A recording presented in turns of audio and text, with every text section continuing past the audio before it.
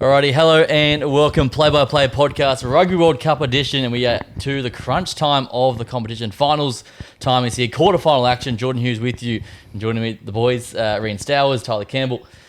Boys, quarters, how good, Tyler? Excited or what? Yeah, very excited. Some very good matchups this week and a lot of games that can sort of go either way. So, yeah, edge of your seat stuff and really looking forward to a good weekend of rugby. Ree, giddy up or what? Yeah, should be good. It's great to have the boys back together. Of course, thank you for everyone who tuned in last week. We got a good pop of a lot of our clips, and the podcast numbers were really high last week. So we appreciate everyone's following along, which is awesome, hearing us three talk some rubbish. So we'll keep it going. We'll get straight into it. Of course, it's been a big week across the Rugby World Cup. We'll recap some of the big matches from last weekend. We'll start off firstly England-Samoa. England just scraping by. My man to my far left was gutted on that one. How'd you see it, Rick? Yeah, I think, bit controversial.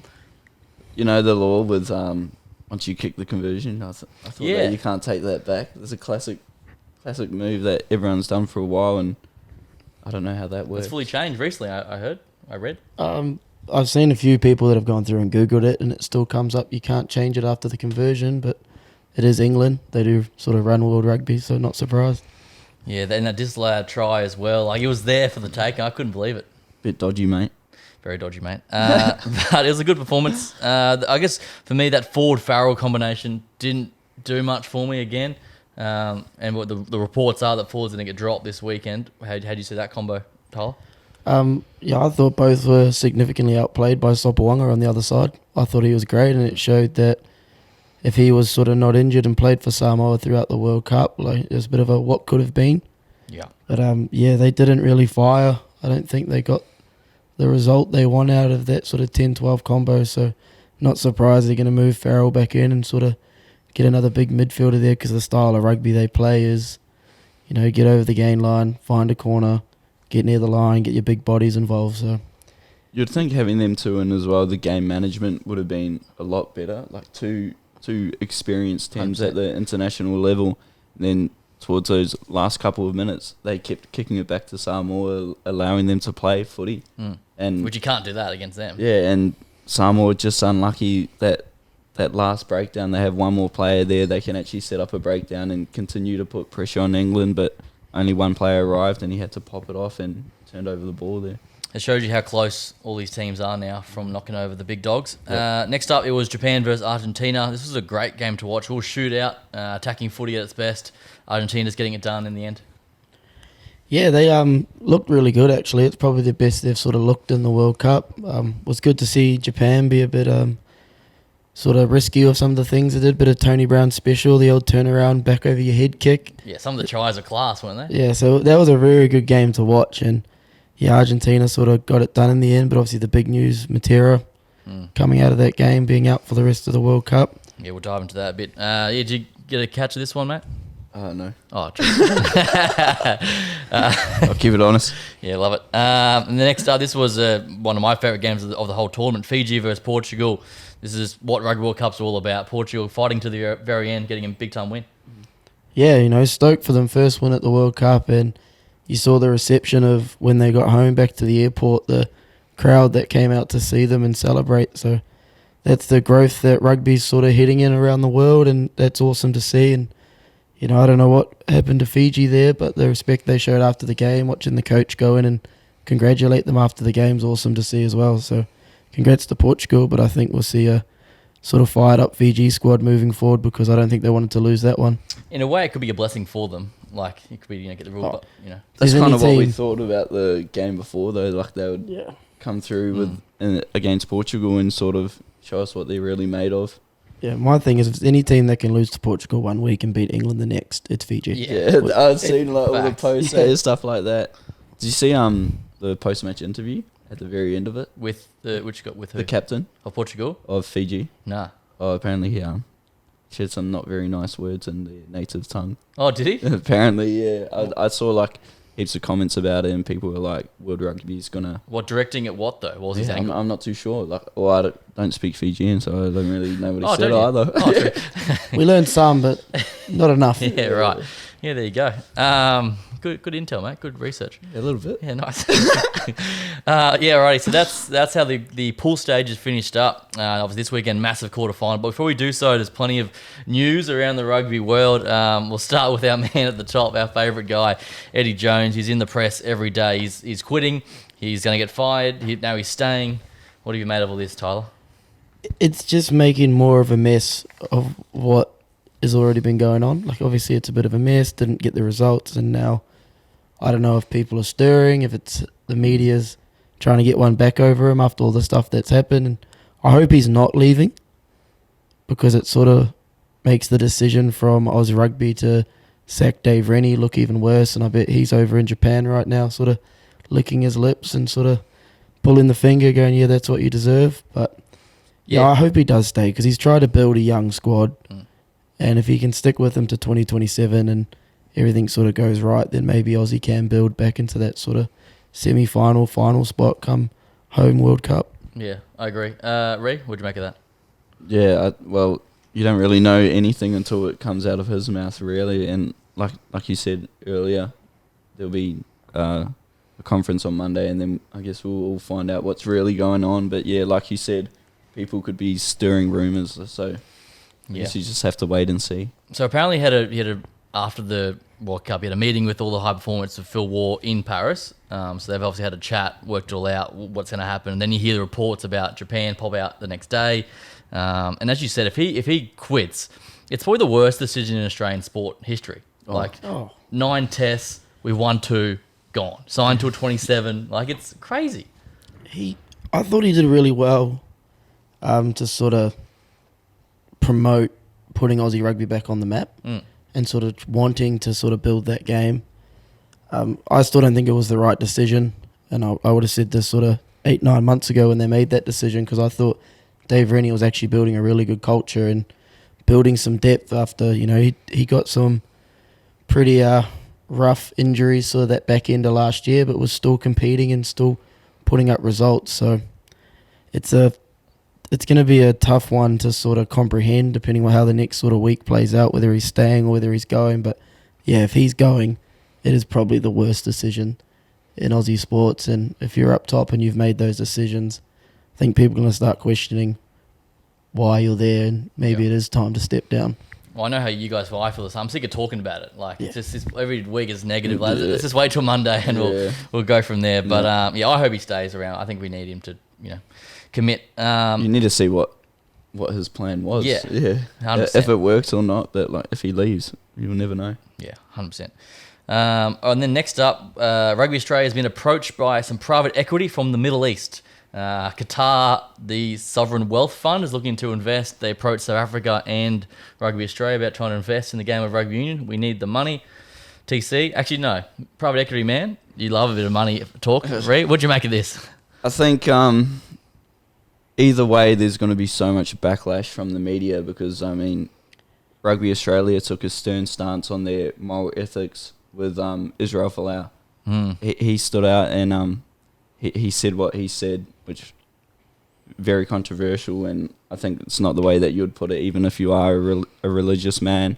But they got rid of him straight away, and then they're trying to get money. Well, not trying to get money. There's an opportunity from Qatar, but like they condemn people of that's a really good way to look at it. The same sort of thing. So I don't know. Like, Rugby Australia does need money, but if you want the game to continue to be inclusive to everyone, I don't think. Yeah, like, can you do that? Yeah, that's actually a really good point. I didn't think about it from that point of view. Obviously, the Middle East, I guess their religious, their sort of views can be contradicting to how we live Australian lifestyle. So that's a good point. I think, though, the Folau thing come more from, I can't think of the guy, the head of Qantas, obviously. Joyce. His sort of sexuality and stuff around that. It was sort of him that forced Aussie Rugby's hand. Obviously, Aussie didn't want to lose Qantas as a sponsor at that time, and I think you lose a quality player like that, but it was sort of weighing up the money options. So I think that's where that decision sort of come from. So now that Qantas is sort of falling back a little bit. Yeah, Cadbury's obviously major sponsor now. Yeah, so I don't know how to look at that, but in terms of getting private equity, I'm not against it. Because New Zealand's done it. New Zealand's done it, but Aussie's got to sort of follow, I think, a similar way of how it was done. Yeah. So back in NZ, obviously we have our provinces, so we have a few more, and then we got our super, then we've got the All Blacks. So with the provinces, they got sent out, like there was agreements, player associations were involved about, okay, if this money comes in, where's it going? Because if you're getting 200 mil, I think everyone sort of needs to say throughout the whole of Aussie rugby how that's going to work, like how much goes into the women's game. Obviously, we're trying to build that at the moment, and we all want to see that succeed. So some of the money's got to go there. How much goes to grassroots? How much goes towards paying players? Because it's like getting 200 mil in, 100 mil goes to paying players, and then 5 years, 6 years time, 10 years time, whatever it is, we're back in the same spot because that money didn't actually sort of build into growth within Aussie rugby. Yeah, the distribution of the money is such a crucial part of it. Yeah, so for example, how NZ did it was they got all the provinces in. So you've obviously got your 16 Bunnings NPC teams, and then under that you've got, I think it's 12 or even maybe 16 again, Heartland teams. Every province had a vote. They put out their projected of where the money's going to go. Obviously, back and forth debates, people voted, and that's how they decided where the money was sort of spread around throughout the whole of New Zealand rugby, and that's actually brought a lot of growth into their women's game, which we've seen. So how they worked that out here, only having 5 super franchises and not really having much underneath that, how clubs get involved. Yeah, it's a full thing, isn't it? It's a bit different here. So obviously, clubs fall under every province, so that's a bit more say from the clubs. Yeah. Whereas clubs and super probably don't have the greatest relationship here. So I don't know how they're going to work out how they're going to spread that money. But everyone's got to get a taste of the pie a bit, hey? So I'm not against private equity. Coming from where it's coming from could be questionable, but it's just sort of, making those right decisions and who's going to make those decisions and how is everyone going to get a say and sort of making sure the whole game grows as a country. Because obviously the top 14 of them in France, most of those clubs individually owned, billionaires, you've seen that complex thrive. I'm not saying it's not just money, but that's a good example. It helps. That's exactly it helps right. with most things in the world, but Yeah, it'll definitely help to keep as well, like homegrown talent in Australia. That's a massive problem that I think Australia and New Zealand rugby have is people want to play for the All Blacks or the Wallabies, but they also want to be able to look after their families. It's a short window playing rugby. Yeah, exactly. A short window, so they want to make the most out of it because at the end of the day, rugby is still a business for both the teams and the players that are playing. Exactly right. So the Rugby Australia, they actually had their first surplus in 4 years, which is very rare. So the financials have turned around post-COVID, but something like this would be a good injection. But yeah, don't know if Middle East is the right move, but time will tell. And then finally, our last news story is a big one as well. Rugby Australia pushing for a centralised model with all Super Rugby franchises, basically all high-performance Super Rugby teams coming under one umbrella under Rugby Australia. Is that how you sort of see it, Tyler? Yeah, I'm not too sure how they're going to work that because my thoughts around it, every state's different. Like obviously the rugby in New South Wales is probably a higher influx of players, same as Queensland compared to WA, compared to the Rebels, compared to Canberra, who's really just a blip on the Australian map. So I'm not sure how they're going to use that model to sort of grow the game, but it'd be good for maybe the public to see what their thoughts are around that so everyone can sort of see what's going on. I think it's from a high performance point of view. I heard Morgan Tuanui talk about it on Stan the other day about how, you got someone like Ben Donaldson doing the same gym program with the Force for 6 months and he goes to the Wallabies and it's completely different. Like maybe it's like the one sort of plan towards the one goal. So like obviously the trainer of the Wallabies will dictate what he wants. So that's one strength and conditioning. And then, that times every facet of a rugby club. Yeah, I think that'd be pretty good, to be fair, if that's the route they're going with it. Because I know other countries have similar things where, if we want to focus on, okay, our players, there's too many injuries, we want more prehab in our programs to make sure we're limiting injuries, or, okay, we're not doing well with our leg strength, fitness, upper body, whatever it is, and then they can focus on that across the whole sort of country, so that sort of builds up for everyone. So the Waratahs have come out, they've sort of said they're sort of for it, happy to do it. I'm assuming that I think they're probably struggling a bit financially from what I've read, but could be wrong. Reds and Brumbies, they're still on the fence, I think, because I think from the other side, they're looking at Rugby Australia and go, what's happened in the last 6 months? And goes, you're a debacle. Do we really want you controlling our club? So that's the other angle to it. Ray, how do you sort of say, you're in the system? What do you reckon? I mean, like getting on the same sort of set up for training, I think it can't hurt as long as the person at the top is, like you said, knows what they're doing and at the moment, it doesn't really look like it. The high performance and the business thing, they're different arguments. Yeah. Yeah. That's the issue, I think. But yeah, so anyway, time will tell on that one. But yeah, plenty of stories. Yeah, I think they just got to match up the KPIs. I don't think there's any issue with that. So your sort of key performance indicators for people wondering what KPI stands for. Nice. Yeah, just so, and whether that's we want to be better at catch pass, whether we want to be better at tackling, that sort of stuff will grow sort of the skill level across the board. But I don't know how that filters down into the younger grades because obviously every state's going to be different. Yeah.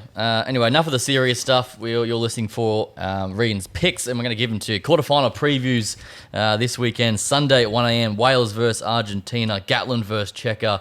Wales $1.50, Argentina $2.60. The line is 4.5. First, we'll start with the Welsh, unbeaten, top of Pool C. They've been impressive. Yeah, they have been impressive. That's a hard one, because both of these teams are semi-finals footy. Honestly, if I had to picture it, I wouldn't have pictured both of them playing in the semi-finals. But if I had to pick one, probably Wales, just because of their form so far as well. And Argentina has had, a couple close games. They've been improving, but I don't know, I'm going to have to go with Wales on that one, Yeah, so obviously Toby Faletau, he's out. He's a broken arm. They made 6 changes to their last side. Wainwright goes to 8. Morgan shifts to 6. Josh Adams on the wing. What do you what's your breakdown here? I've sort of had a good look at this. Obviously, we spoke about Matera being out for Argentina. I think that's a huge loss in terms of physicality and a leader in that forward pack. But I think the big thing that's turned Wales around is they've sort of found what their identity is as a team since Gats has come back in. And just for example, you've got 2 sort of different teams here. You've got Argentina, who actually have the quickest ruck speed at 3.37 seconds, whereas Wales, they're in last place out of the top 8 with 5.11. Man, the man's fucking I'm on to it today. But on the flip side of that, Wales obviously kick a lot and they back their defence. They make the most tackles of any of the top 8 teams, but they make it at the highest percentage at 88%. So they back their defence, they back to apply pressure through their D, and I just think Argentina, I don't know if they've made the right decision at 10. I think I wouldn't have gone with the route they went. I thought Sanchez has had a great World Cup so far, so seeing him on the bench I think is a huge loss. So I've actually tipped Wales to cover the line here at I think it's 3.5, might be 4.5 now. 4.5 now, yeah. And then Reece Lightning, Reece Zammit to dot down. I just think that pressure is just going to lead to a lot of opportunities for Wales, and I just think they're sort of playing good footy. Yeah, I sort of agree. Obviously, Thomas Kabelik is at 9 as well, former Brumbies 9, I believe. Pablo Matera, that's a massive loss. He's the heart and soul of that team, I think. Do you think it's 1-12 either way? Do you see it tight, or do you reckon the Wales could blow them out here? I think it's still tight. Yeah. I think the hard part to make a decision on this is obviously through pool play.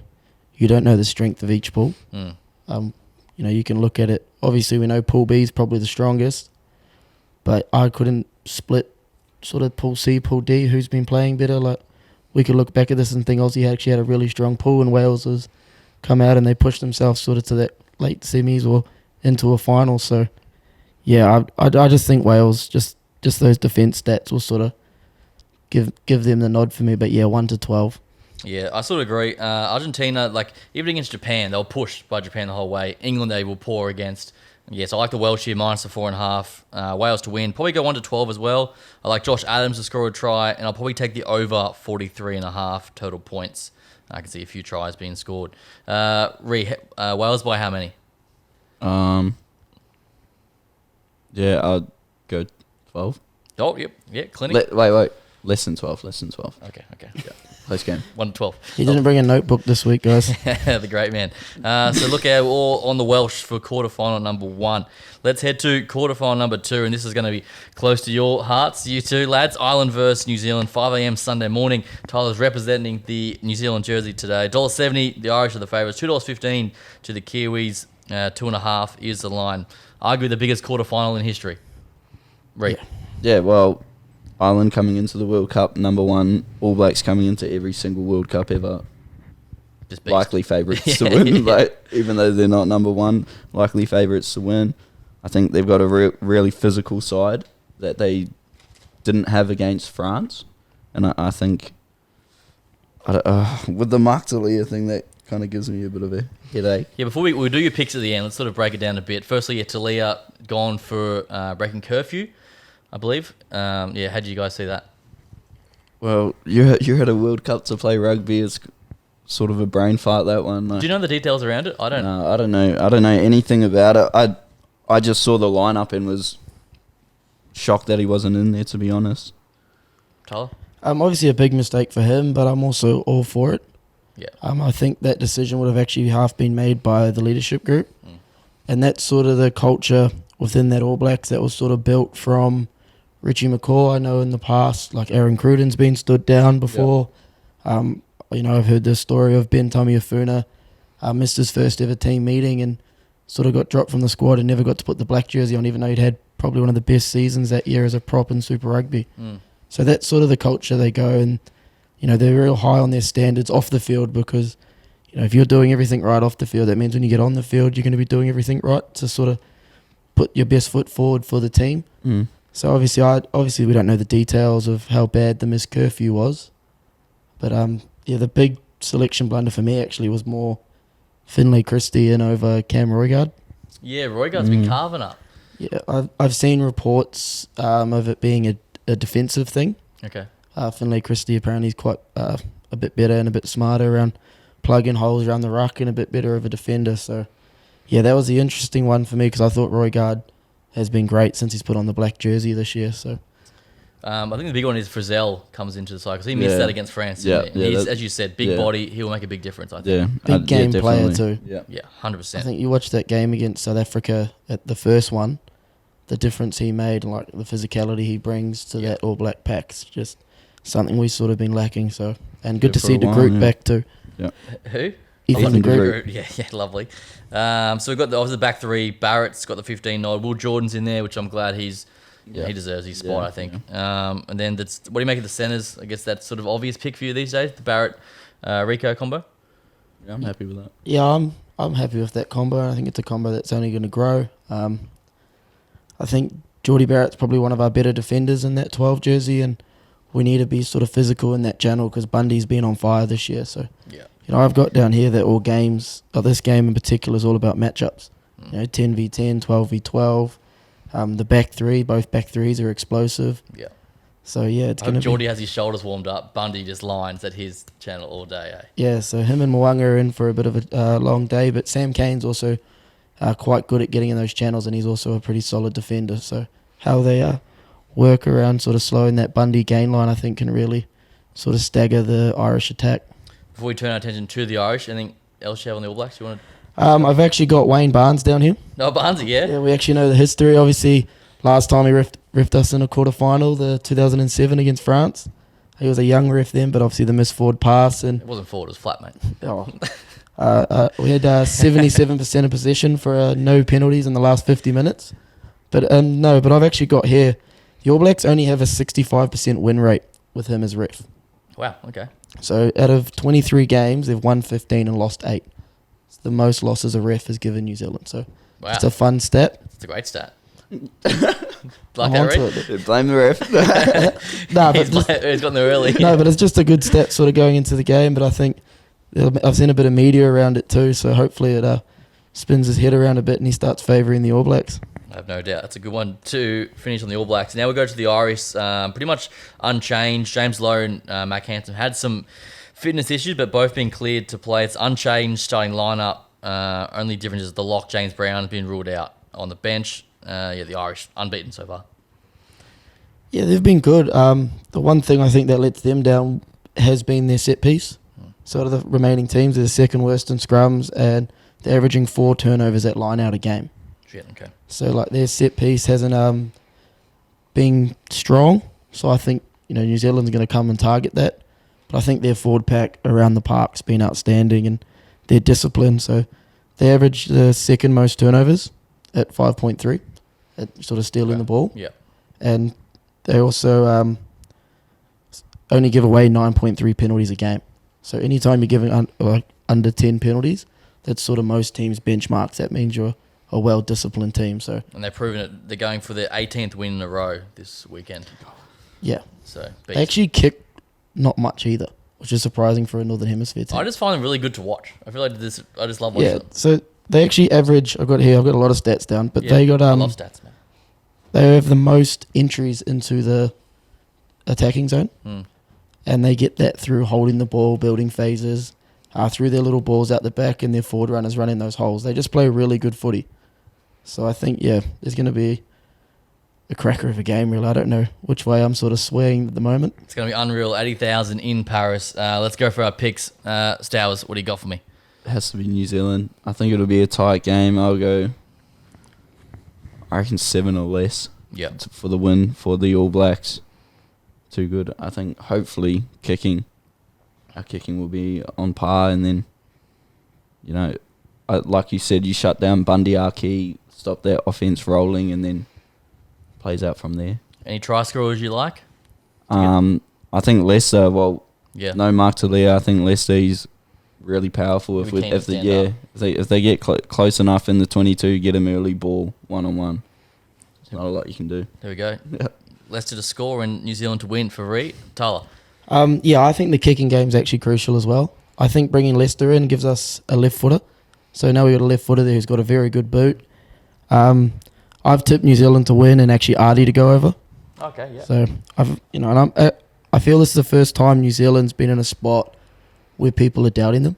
And I think they'll be embracing that and really sort of liking that mindset coming in there. Hey, we got nothing to lose. We can go and play. And then on the flip side, Ireland obviously lost 7 quarterfinals, I think it is. Yeah. Haven't been able to progress. Like all the pressure's on them. It's the best team they've ever had. And, I think they can do it. Don't get me wrong, but that pressure can sort of mess with people's minds. And I just think the All Blacks will be looking to sort of attack that. And I'm expecting a big game from Artie.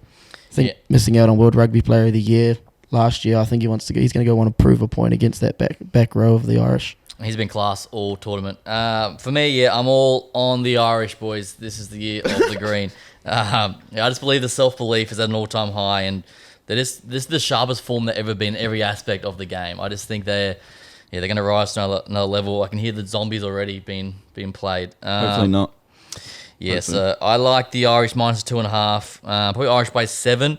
For me, I just reckon defence is going to be key. So I'd probably lean the under 44.5 total points, and high try scorers Hansen and Will Jordan for some 5-pointers for me. So yeah, I reckon that the matchups you said, the Sexton versus Richie, like those 1-on-1, Archie and Barrett, that's going to dictate the game. It's a lot of sort of who's the best player in the world. People argue Richie, people argue Johnny Sexton, people argue Artie, people argue the back rowers that are playing for Ireland. So, it's a big game. Even Bundy Archie at the moment up there with one of the best players in the world. Do you reckon he has a point to prove playing against New Zealand a little bit? Definitely. Like had all unfolded to leave? Yeah, I think his reason for leaving though was more with injuries. He probably didn't play enough to put his foot into that sort of black jersey. I think James Lowe probably has a bit more to play for because obviously he was floating around there but was sort of stuck behind a list of quality wingers. It seems to be New Zealand's favourite thing to breed. Yeah. So he'd be one that wanted to come out and prove a point more, I think, than Bundy Archie. All right, I can't wait for that one. So it'll be on Sunday morning. Now, Monday morning at 1 a.m, quarterfinal number 3, England taking on the Flying Fijians. England $1.32, Fiji $3.40. The line is 9.5. We haven't seen team lists for these two sides yet. Firstly, Fiji got some injury concerns of Radradra, I've read. Obviously coming off that loss. How do you see this one, Ree? I think this one is really hard to pick because we all want Fiji to just put together a full performance, show us exactly what we sort of are expecting of them when they were coming into the World Cup. And like Tyler said earlier, if there's any team that will lose to Portugal and then beat England, it's Fiji. Yeah. My big question is, can Fiji beat them twice in the same year? 30 points to 22 at Twickenham in a warm-up. Yeah, I think England's not going into this game now expecting an easy win because they've already sort of lost that game against Fiji this year. Yep. And my other thing is, we're talking sort of fighting that styles makes fights. And that's exactly what you've got here. You've got two total opposite styles of rugby clashing. And, I've got this, England kick the most. They kick away 68% of their possession. Fewest carries. 6th in defenders beaten, and they're last in offloads. And then in Fiji's the flip side. They're first or second in offloads, third in meters, but they're only averaging 5 line breaks a game. So You couldn't get more polar opposite. yeah, like they're just polar opposites there. And I just think I wouldn't be surprised if we see an England team that kicks their way to victory through the boot of Owen Farrell. Yeah, you mentioned it. We mentioned earlier at the top of the program. Farrell probably to go that 10 jersey forward, looked to be gone. And looking at Marcus Smith in the 15, I'm hearing as well. That's what I read today, whether that's true or not. But That sort of points to me they're going to kick more. yeah, true. Do you reckon that's fair, Ford getting dropped? If it's true? I don't think it's a performance thing. Sometimes it could be a styles matchup. Like if you've got Farrell and Ford there, you're going up against Tuisova and sort of the Fijian captain. That's a bit of a nightmare sort of tackling and stuff. So I don't know how they're going to play that out. But yeah, I think it's tough on Ford. I don't think he's lost the jersey. I think it's more, obviously Owen Farrell's the class. Yeah, I one can of the they just top players see in the him world. as God's gift of England. Yeah. So he'll captain, he'll be 10, he'll kick goals. That's They it. think he's the next Johnny Wilkinson, basically. He's not. He's not. He's over to just highest point scorer though. He took over his record last I week. did see that. Yeah, so and then on the Fijian front, I feel like they're just maybe a bit bashed up, a bit tired. Like they've had a brutal sort of last games. So hopefully they can stand up. But yeah, Ree, give me some picks. What's the name of the captain For for Fiji? Starts with W. I couldn't think of it before. Waiselli. That sounds Yeah, about right. yeah. Apologies for pronouncing it wrong. Very sorry. I should be nailing that, but yeah, anyway. I reckon him for a try scorer. Yes, I like that. Honestly, I can't pick who will win with certainty. Mm. I'm really hoping it's Fiji, but I can't say that England are going to beat Fiji either, so I'm just going to go with my heart. I'm going to need something here, brother. What do you got? Fiji, To win. yeah, Lovely. by 12. Good. Tyler. Did you guys see in the media that apparently there's a bit of separation in the Fijian squad between the northern and sort of southern hemisphere players? No, do tell. I just saw it. It was in Fijian, but I was translating. I was hitting the Facebook Translate to try and read what everyone was saying so I could understand it. So the Drua boys or the guys that play in France, is that what you're sort of saying?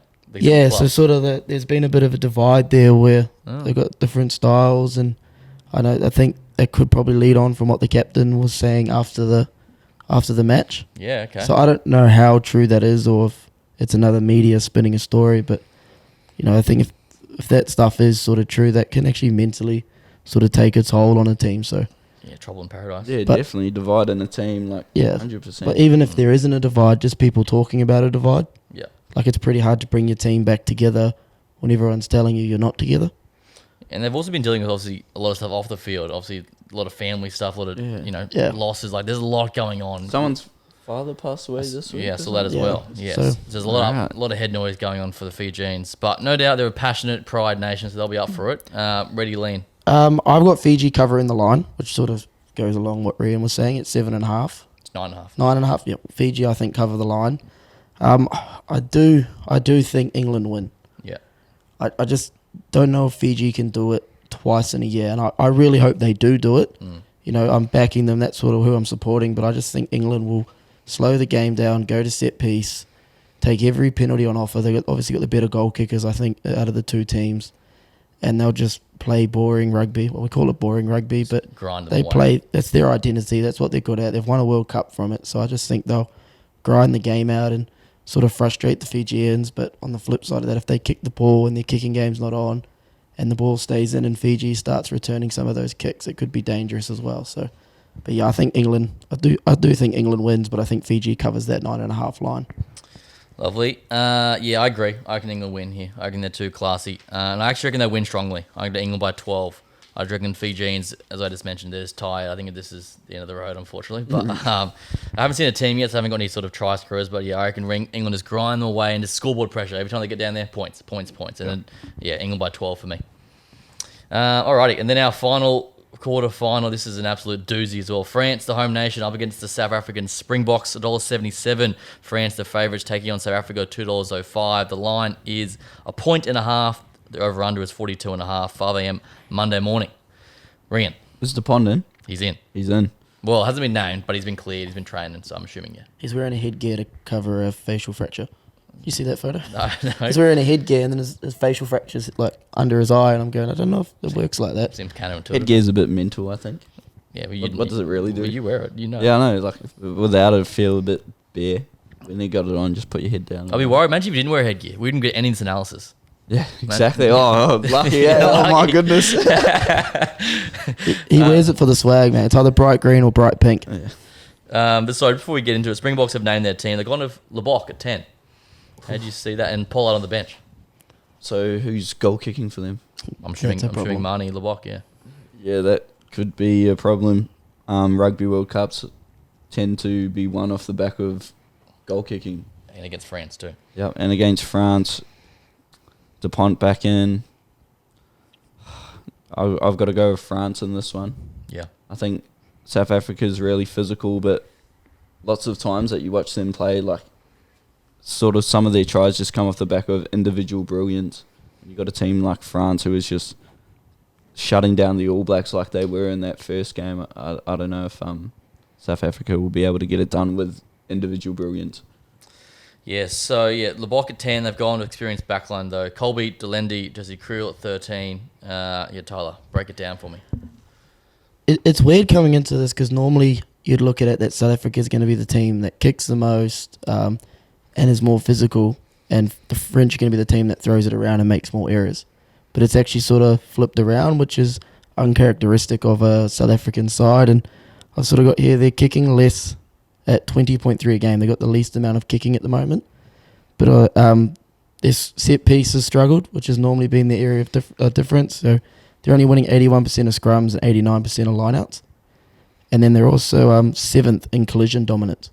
So put it in perspective, they're at 38%. They're dominating the collision, whereas France is at 48 and they're in first place. And imagine that stat 5 years ago. It's flipped. Or even sort of 2 years ago. Yeah, Like, nuts. you just expect South Africa to be the big dominant side, and then the big stat other than goal kicking for me is South Africa's committed the most turnovers. So they're turning the ball over 4 out of 10 possessions. Shit, okay. So, Shit. I don't want to write South Africa off, but I don't think they've been strong since that New Zealand game before the World Cup. So you're writing them off. No, because it's South Africa and they're just that team that can cruise along, and when it sort of time to turn up come quarters, I think they can turn up. But yeah, I think France though has been special in this World Cup, bar the game probably against Uruguay. Like, their first and offloads, their scrum and lineout's been good. Ben O'Keefe's reffing, Yep. and I think he'll sort of let the game play, and I think that sort of suits the French as well. Yeah. So judging off all that, I've actually got France to cover the line at 1.5, and I've got Pinard to score any time. I think he's the highest try scorer in the World Cup at the moment. Jalibert loves coming to that sort of right side, and he's got a good sort of left foot outside break of creating the extra numbers down that edge. Yep. So I can see him going over, but yeah, I just think it's sort of ref style of play, everything sort of plays into sort of France's hands here, and obviously being at home too, the crowd they're going to get in that game will be insane. Nuts, man. 80,000 Frenchmen going. So I'm giving the French the nod here, but I do think South Africa will probably see a different team than what we've seen in pool play. France by how many? I'm actually going to go 7+. Yeah, okay. Obviously you can't bet on that, but You can. I think you can bet 7+. Bet on margins, mate. Bet on everything. Well, there you go, guys, 7+. But yeah, I just think South Africa's goal kicking, unless Lebok has a great day off the tee. Do you reckon, like, if he has a few early shanks, does he get hooked straight away? Like, how early does he do that if it goes south fast? You'd have to sort of watch the style of how the game's going. Obviously, if it's a bit of a shootout, sort of try for try, maybe not, because he's sort of got a bit more of a X factor than Pollard. Same Good wavelength, work. baby. Let's Good go. work. That's the word I was looking for. But if it's a close contest and you're going into halftime and it's like 6-3 or 12-9 or whatever it is, you're sort of looking at it going, we need to get Pollard on because he's missing these shots. We could be up or we could be down here. So Yeah. I could see a change early in the sort of second half to if it's a grinding out game. But if it's open and expressive play, I think they've got to keep Lebok on as long as they can. I think he factors like massively into all those stat differences, the way that Lebok plays rugby. Like he's completely changed the way that South Africa have played. Yeah. He's a general when is. he's on the field, and if he's not kicking the ball, well then Yeah, and I think See ya. yeah, that's why probably why Faf de Klerk's been pushed to the bench. Different styles. different styles. Like Yeah. you can't have a halfback that's box kicking all the time and have a 10 that's wanting to run it. Yeah, that's a good point, actually. So, France, by how many for you, Ray? 7+. Lovely. Oh, sorry. Did you say that? Same. Oh, you said, yeah. Oh, what? Did you say that? Oh, Twins. Oh, true. Did you read my notebook? Same again? wavelength. Yeah, for me, I agree. I reckon France, this is their moment. Playing in Paris, 80,000. They've been unstoppable all tournament. France by 10. They cover the line. Like Peno and Ramos potentially for tries as well. Yes, so that is us for our quarterfinal picks and previews. So wrap it up. So we go all on the Welsh, New Zealand. I'm on the Irish. Yeah. I'm all on England. No, you're on the Fijians. Yeah. But he said he'll go either way. But yeah, yeah, I can't really pick, so. And then I'm all on the French. So that's us for that. Now, let's go into our locks of the week for our podcast multi. Let's recap last week. Ireland minus the points, tick. France minus the points, tick. Tonga minus the points, no. Sorry, guys. Yeah, had a lot of money. Let Right. us down. Yeah, that was an interesting one. I don't think Tonga turned up to play there. yeah, weird, eh? It Yeah, was- back me. Yeah. Every time they got the ball, they'd make a break or they'd do something, Pieta was breaking ankles for free, but they just couldn't Fine point. get in groove. And I guess it's hard when it's sort of a nothing game. You're going home regardless. They might have been already thinking about the post-game beers. Yeah, 100%. Alrighty, rewatch your bounce back season. What's your best bet of the weekend? What are you most confident about? I'm most confident that New Zealand will win by 7+, and that Leicester will score a try. Okay, it's juicy. So yeah, A little bit to it. Even just put for the multi, just go New Zealand to win. That's paying $2.20. It's good. Tyler I'm on the Welsh. on the Welsh. I think that's probably the easiest of the games, I think, to determine. Minus the 4.5. Yeah, minus the 4.5. I just think their defense and everything, and sort of the losses coming out of Argentina, that everything sort of favours them. Yeah, lovely. And yeah, to round it out, the multi, I'm going to go France minus 1.5 for me. Too classy, I think, on the big occasion. So that's juicy little odds there. Mate, I'm really Stay looking away from forward the to it. England game. Yeah, it's a bit of a stay away. When You there's, just don't know. when there's Yeah. big lines like that too, Yeah. it's like, fuck, leave me out of that. Yeah. Yes, lovely. How I good. think I've got a little bit of a question that I wanted to raise. You know how we're talking about rugby identities and the way that countries play. Yes. What is Australia's rugby identity? Oh, no, we're back to Oz. God. I'd like, As in like on the field? yeah, on the field. Well, can you give me an example? What's New Zealand's identity so I can compare? I'd say that New Zealand's identity is world-class skills, to be honest. Like the way they play, like they're not number one in their forwards. They're not number one out wide as well. Like Fiji's running rugby. That's how they Yeah, play. yeah. That's England's boring rugby. England's boring rugby. South Africa's straight up the guts through Bash 'em. physicality and using kicks. Yeah. I'd argue New That's a great Zealand's question. lost their identity a little bit. Yeah. We used to be a fairly strong counter-attacking team, and we used to be, like, our thing was if you made a mistake, we'd Clinical. pounce on it, and we Yeah. were clinical around that sort of 10 minutes before halftime, 10 minutes after halftime. Like, that was sort of the golden minutes for us that we'd dominate. We probably haven't had that under Foster. But, at the moment, I agree with Rian around the skills. So our ability to shift the ball, ability to still have quality wingers, and then just our forwards having that skill set. Yeah, as soon as you say that, I just think of like props, tip passes at Yeah, the back door. yeah, All those yeah, micro yeah, skills yeah, are yeah. so good for the Kiwis. Which goes back to the centralised model. In New Zealand, sort of the KPIs that they put out, everyone's expected to have they have boxes like green, yellow, red on, tip passing, and you get assist on that coming through the juniors. You also get assist on that at a sort of Bunnings NPC level and a super level where they'll go, okay, here, you were yellow with your passing. We need it up to green. We need these boxes all green if you want to wow. be a professional player. I wonder if we had that same sort of structure. Yeah, and I don't know if it's a centralised model or they just, every province does it. So I did it when I was up at the Blues. I did it when I was down at the Chiefs, and I know other provinces do it too. So it may just be a sort of thing NZ Rugby sends around because I know they send out what their standards are for positions and expect everyone to have. So what's Australia's identity? What do you guys think? I honestly have no idea. That's why I asked. Facts. Tyler? I think the issue Aussies had is they've had a different identity under every coach they've had. Yeah. So under Robbie Deans, I think they tried to play too much like New Zealand. Obviously that Crusaders style of football. And then who we have Checker Cheika brought his style of football in, which I think really suited how Aussie played. They just sort of chucked it round. Obviously, before that, when we had in Aussie had the prime backs of Greg and Larkham, and that it was their back line that sort of that was like obviously they had good forwards, but their backs were just so good. You know, Matt Rogers, Takiri, Saylor. Yeah. They were all about attacking rugby. Under Rennie, I'm not too sure. They were sort of playing a little bit like New Zealand. I felt like they were real physical on defense under Rennie. Yeah, I agree with that. They were defensively physical, and then obviously looked to sort of play and kick corners. But then under Eddie, I can't actually tell you, but we haven't seen enough. Yeah. Hasn't been enough sample size, but it sort of looks like he's playing that English style of rugby a little bit at times. I know they have when Zane was originally in there, they were doing like a 3 ruck. If we don't go anywhere, we kick it. Okay. And that looked like it changed a little bit over time because they got rid of Nick White. They brought Tate in because they were kicking too much. Yeah. And I don't think he's been there long enough to sort of work out what's best for this team. So I think, they don't actually have an identity at the moment. See, for me, when I sort of think of the Wallabies over a 20-year period, like thinking like 2003 World Cup, I think of our back three. I know it's New Zealand's always been that, but I think of what you said, the Sailors, the Rogers, Campese's, Ben Choon, Joe Ross, these guys have come through. And then there was a bit of a gap in that, but we had the Diggy Biwanis. And now we've had Korobedi for a while. Now Mark Nawangini-Dawasi, he's the next. That's sort of been how I sort of thought. Like as a kid, what I would always watch was that. Yeah, I think Aussie's always had pretty solid back three. Like your Korobedi, Geordie Pataya. Like there's always good back three players.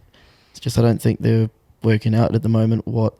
They're not world class like they would but would those players be world class if they're at the end of another back line? Marika's only one. Well, I think Marky, you put Mark on the end of the Irish back line. He's a freak. How good does he look? Like you think of Mac Hansen. True. He was struggling to get time in Super here. To be fair, I thought he deserved it in that Brumbies squad. But he goes over there, he gets on the back of a classy back line at club level, gets on the back of a classy team at Irish, with the Irish, and he's been one of the form wingers the last 12 months. If you flip that and put the skill set that Mark has, how good will we be saying he is playing for the Irish? Yeah. Well, it could be Joseph Suoli and Marky Mark, the two wingers, eventually. Is he coming? Well, you watch he it. is, isn't he? Well, I thought it was certain. Yeah, well, he's there was talks about him trying to back out of it, but I don't know how. Really? But that's the media. He'll be straight trying to do the Olympics thing. Someone told me that. Was you telling me that? Someone told me that. I have heard there's a bit of tug of war there, whether he's going to the Sevens or he's... They were wanting to get him straight in that Olympic program for sure, man. No doubt.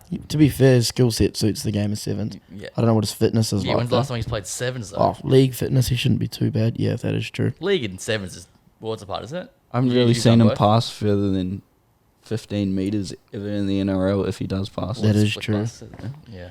And that's Put him on the big edge. factor. Yeah. Don't pass. Yeah, just get him to the edge and make him carry.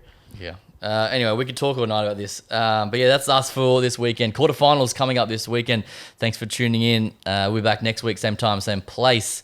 Until then, enjoy your World Cup. Final thoughts, boys. I'm actually staying off the Bears this weekend so I can watch every game.